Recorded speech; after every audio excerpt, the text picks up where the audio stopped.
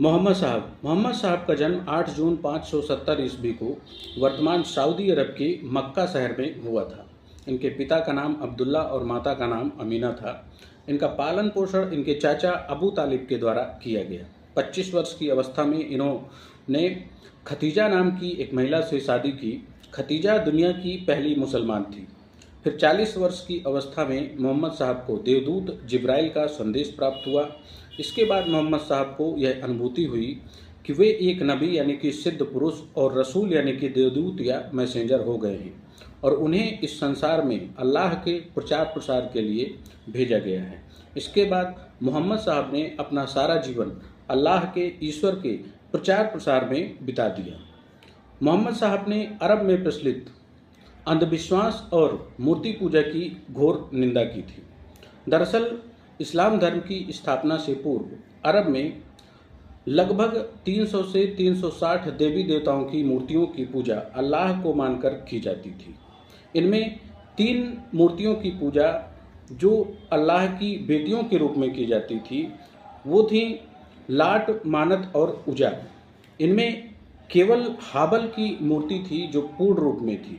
आगे चलकर इन मूर्तियों को काबा में रखा गया। अब तक अरबवासियों को ना तो कोई धार्मिक दर्शन था और ना ही इनकी कोई धार्मिक पुस्तक थी।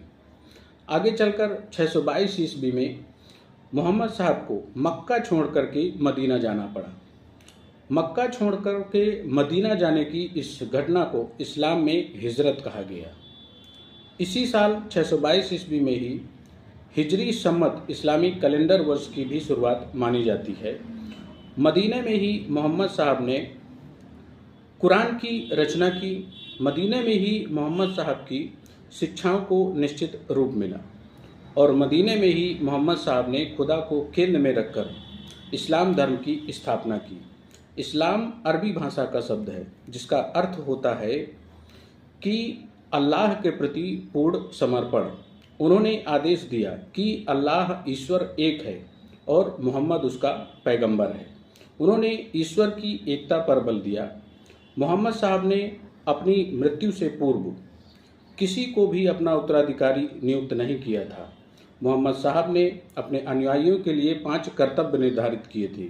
उन कर्तव्यों में जो पहला कर्तव्य है कलमा, दूसरा नमाज, तीसरा रोज़ा, चौथा हज यात्रा और 5वां ज़कात है। मोहम्मद साहब की मृत्यु के बाद जो उनके उत्तराधिकारी हुए उन्हें खलीफा कहा गया। खलीफा धार्मिक और राजनीतिक प्रमुख होते थे।